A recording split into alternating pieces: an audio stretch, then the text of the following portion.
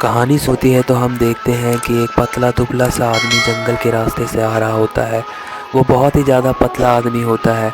उसे देखकर ऐसा लग रहा होता है जैसे वो खुद नहीं चल रहा हो, उसे हवाएं ठेलती हुई ढकेलती हुई लेकर जा रही हो।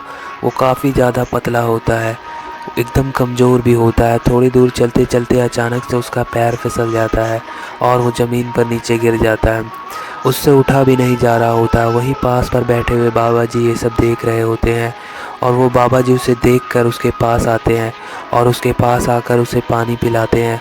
पानी पीने के बाद वो आदमी थोड़ा ठीक महसूस करता है और वो उठकर खड़ा हो जाता है। वो आदमी जैसे ही उठकर खड़ा होता है उससे बाबा जी पूछते हैं, तुम कौन हो बेटा और तुम यहाँ क्या कर रहे हो? इस जंगल में इतनी रात में तुम क्या कर रहे हो? वो आदमी बताता है कि मेरा नाम श्याम है और मैं खाने की तलाश में यहाँ घूम रहा हूँ। बहुत दिनों से मैंने कुछ नहीं खाया है। तो वो बाबा बोलते हैं कि तुम्हारा घर कहाँ है? तुम्हारे घर वाले तुम्हें खाने के लिए नहीं देते क्या? तो वो आदमी बताता है कि मैं इस गांव का नहीं हूँ।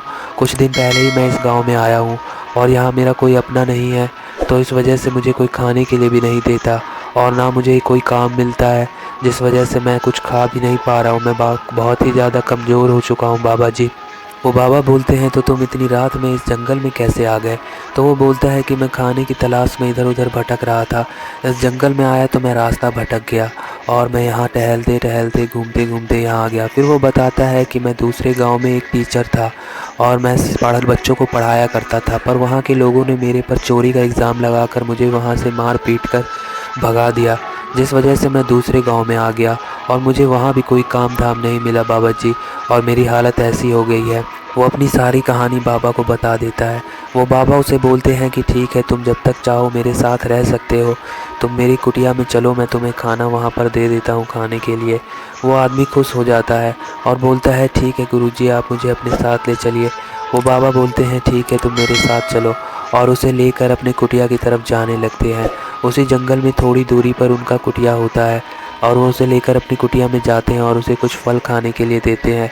वो आदमी खूब मज़े से फल खाता है और उसे अब अच्छा महसूस हो रहा होता है। फिर उसे बाबा जी बोलते हैं अब तुम यहीं पर सो जाओ, मैं भी सोने के लिए जा रहा हूँ क्योंकि मुझे सुबह जल्दी उठना होता है। और उतना बोलकर बाबा जी सोने के लिए चले जाते हैं। सुबह का टाइम हो जाता है और बाबा उठकर जंगल में जाकर अपना प्रार्थना कर रहे होते हैं। वो अपनी प्रार्थना कर रहे होते हैं। थोड़ी देर बाद उस आदमी का भी नींद खुल जाता है और वो देखता है कि बाबा जी हवा में लटके हुए हैं। वो ये देखकर दंग हो जाता है और थोड़ी देर में जब बाबा जी की प्रार्थना पूरी हो जाती है तो वो नीचे आ जाते हैं और वो आदमी जिसका नाम श्याम होता है वो बाबा जी के पास जाता है और हाथ जोड़ कर बैठ जाता है। वो बोलता है कि गुरुजी, मुझे आप अपनी शरण में ले लीजिए। मैं अब आपके साथ ही रहना चाहता हूँ और आपके साथ रहकर कुछ सीखना चाहता हूँ। मुझे अपने गांव से भी भगा दिया गया है और दूसरे गांव में भी मैं रह नहीं सकता हूँ, इस वजह से मुझे आप अपने साथ रख लीजिए। वो बाबा ये देखकर थोड़ा सा मुस्कुराते हैं और बोलते हैं कि ठीक है, मैं तुम्हें अपने साथ रख लूँगा, पर तुम्हारा मुझे परीक्षा लेना पड़ेगा कि तुम मेरे साथ रहने के लायक हो या नहीं। तुम्हें परीक्षा देना होगा। श्याम बोलता है ठीक है बाबा जी, मैं कोई भी परीक्षा देने के लिए तैयार हूँ, बस मुझे आपके साथ रहना है। तो वो बाबा बोलते हैं कि कल सुबह इसी टाइम तुम मेरे पास आ जाना और मैं तुम्हें बताऊंगा कि तुम्हें क्या करना है। श्याम बोलता है ठीक है बाबा जी, कल सुबह मैं इसी टाइम ठीक आपके पास आ जाऊंगा और मैं कोई भी परीक्षा देने के लिए तैयार हूँ। वो बाबा बोलते हैं ठीक है, तुम परीक्षा पास कर लोगे, उसके बाद ही मैं तय करूँगा कि तुम्हें अपने साथ रखना है कि नहीं। अगले दिन सुबह होते ही ठीक उसी टाइम श्याम बाबा जी के पास आ जाता है और बाबा जी बोलते हैं कि पूरा दिन तुम्हें एक तपस्या करनी होगी एक पहाड़ की चोटी पर। अगर तुमने वो तपस्या बिना हिले डुले और एक टांग पर खड़े होकर कर ली तो तुम मेरे साथ रहने के लायक होगे और मैं तुम्हें अपनी सारी विद्याएं सिखाऊंगा। वो बाबा जी की बात मानकर एक चोटी पर जाकर चढ़ जाता है और पूरा दिन तपस्या करने लगता है। वो कड़ी मेहनत करके तपस्या कर रहा होता है। आधा दिन भी बीत चुका होता है। उसे बाबा के साथ रहना होता है और उनकी विद्याएं सीखनी होती है, इस वजह से वो कड़ी मेहनत कर कर वो तपस्या कर रहा होता है। बाबा जी भी आकर उसे देख रहे होते हैं। अब उसका तपस्या का टाइम भी पूरा होने वाला होता है। जैसे ही रात हो जाती है और उसका तपस्या का टाइम ख़त्म होने वाला होता है, बाबा जी उसके पास जाते हैं और उसे नीचे आने के लिए बोलते हैं। बाबा उसे बोलते हैं कि तुमने अपनी परीक्षा पास कर ली है और तुम मेरे साथ रहने के लायक हो। कल से मैं तुम्हारी विद्या शुरू कर दूंगा और तुम सुबह सुबह उठना सीख जाओ। मैं तुम्हें अपनी सारी विद्याएं सिखाना कल से शुरू कर दूंगा। अगले दिन से वो बाबा जी के साथ रहने लगता है और उनकी विद्याएं सीखने लगता है। जैसा जैसा उसे बाबा कहते वैसा वैसा ही वो करता। पर उन लोगों को ये नहीं पता होता कि उन पर कोई और भी नज़र रखे हुए होता है। वो आपस में बात कर रहे होते हैं पर उन्हें इस बात की भनक नहीं होती कि उन पर कोई नज़र रखे हुआ होता है। अब श्याम विद्या सीखकर काफ़ी बड़ा हो चुका होता है और काफ़ी विद्वान हो चुका होता है। उसको बाबा बोल रहे होते हैं कि अब तुम सारी विद्याएं सीख चुके हो और अब तुम ये विद्या से लोगों की मदद करो और जाओ गांव-गांव घूमो और लोगों की मदद करो। ये सुनकर श्याम बहुत खुश हो जाता है और वो बोलता है कि बाबा जी, मैं चाहता हूँ कि मैं अपना पुराना पहचान मिटा दूँ और मैं नई पहचान से घूमूँ। तो बाबा जी बोलते हैं कि तुम क्या चाहते हो? तो वो बोलता है कि बाबा जी, मैं चाहता हूँ कि आप मेरा नामकरण करें और मैं पुराने नाम को मिटाना चाहता हूँ। तो बाबा बोलते हैं कि आज से तुम्हारा नाम कौटिल्य होगा, लोग तुम्हें कौटिल्य बाबा के नाम से जाना करेंगे। वो श्याम बहुत खुश होता है। वो बोलता है कि हाँ बाबा जी, बहुत अच्छा नाम है और आज से उसका नाम कौटिल्य होता है। रात हो चुकी होती है। कौटिल्य अपने जगह पर जाकर सो रहा होता है। वो नींद में होता है, तभी उसे कुछ हलचल सुनाई देती है और उसके कानों में किसी की आवाज़ आने लगती है। कोई उसे आवाज़ दे रहा होता है कि कौटिल्य उठो, कौटिल्य उठो।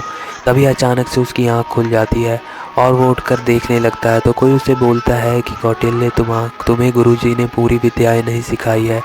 अब ये एक ऐसी विद्या है जो तुम्हें गुरुजी ने नहीं सिखाई है। अगर तुम्हें मेरी बातों पर यकीन ना हो रहा हो तो तुम अपने गुरुजी से पूछ सकते हो कि तुम्हें एक विद्या गुरुजी ने सिखाई है कि नहीं सिखाई है।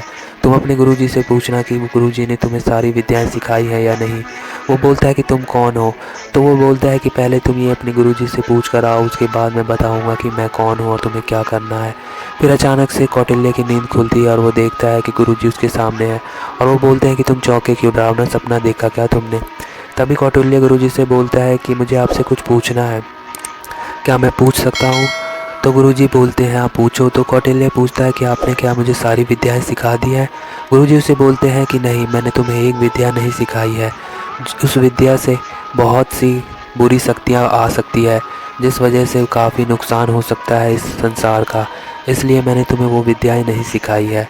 वो विद्या काफ़ी खतरनाक हो सकती है। जितनी विद्या मैंने तुम्हें सिखा दी है उतनी विद्या तुम्हारे लिए काफ़ी है, इसलिए मैंने तुम्हें वो विद्या भी नहीं सिखाई है। कौटिल्य बोलता है कि ठीक है बाबा जी, अब आप जाकर सो जाइए। और कौटिल्य भी अपनी सीट पर दोबारा वही सोचते हुए सो जाता है। फिर से उसे नींद में आवाज़ आने लगती है और कोई उसका नाम पुकारता है, कौटिल्य कौटिल्य। कौटिल्य फिर से उठता है और वो बोलता है कि मैंने बोला था ना कि तुम्हें एक विद्या बाबा जी ने नहीं सिखाई है। अगर तुम उस विद्या को सीखना चाहते हो तो तुम्हें मेरी बात मानना होगा। कौटिल्य बोलता है कि तुम क्या चाहते हो? वो बोलता है कि मैं चाहता हूँ कि तुम और भी ज़्यादा शक्तिशाली हो और वो बाबा जी जहाँ बैठते हैं उसके नीचे एक किताब है। तुम उस किताब को लेकर कब्रिस्तान के पास आ जाओ रात में और मैं फिर तुम्हें बताऊंगा कि तुम्हें क्या करना है उस किताब को लेकर। कौटिल्य बोलता है कि पहले मुझे बताओ कि तुम क्या चाहते हो।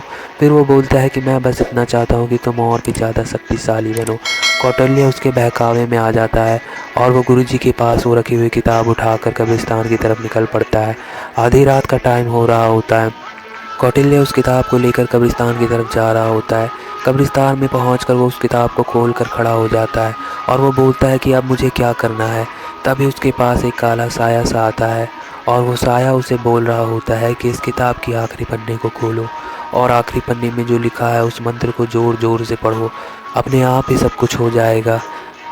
वो उसकी बात मानकर उस किताब के आखिरी पन्ने को खोलता है और उसमें लिखे हुए मंत्र को ज़ोर ज़ोर से पढ़ने लगता है। अब वहाँ काफ़ी तेज़ हवाएं चलने लगती है। वो और भी तेज़ तेज़ उस मंत्र को पढ़ने लगता है। अब वहाँ बारिश भी होना शुरू हो जाती है। कौटिल्य उस मंत्र को पढ़ना बंद नहीं करता, वो पढ़ते जाता है पढ़ते जाता है।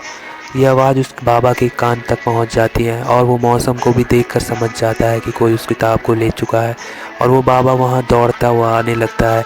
मौसम बिल्कुल ख़राब हो चुका होता है, काफ़ी तेज़ बारिश हो रही होती है। बाबा दौड़ते हुए पहुंचते हैं और कौटिल्य के हाथ से वो किताब छीन लेते हैं और बोलते हैं कि ये क्या कर दिया तुमने, मैंने तुम्हें मना किया था ना। कौटिल्य हाथ जोड़कर माफ़ी मांगने लगता है और बोलता है कि बाबा जी, मुझसे गलती हो गई। मेरे सपने में कोई आया था और मुझे उसने बहका दिया। उसकी आवाज़ को सुनकर मैं बहक गया और मैंने वो काम कर दिया। तभी वहाँ गोल गोल सा चक्र घूमने लगता है और उस चक्र से एक अजीब सा दिखने वाला प्राणी निकलता है जो कि नरभक्षी होता है। उसे देखकर कौटिल्य और वो गुरुजी काफ़ी ज़्यादा हैरान हो चुके होते हैं और वो समझ जाते हैं कि अब इस दुनिया का क्या होने वाला है। ये नरभक्षी तो सब कुछ बर्बाद कर देगा। दोस्तों, आगे का एपिसोड देखने के लिए अगला भाग ज़रूर देखें और उससे पहले दोस्तों हमारे चैनल को सब्सक्राइब कर दें प्लीज़ दोस्तों, और वीडियो को लाइक भी ज़रूर करें। अब वो नरभक्षी उस चक्र से बाहर आ जाता है और आगे क्या होता है उसको देखने के लिए नेक्स्ट वीडियो ज़रूर देखें। Thank you.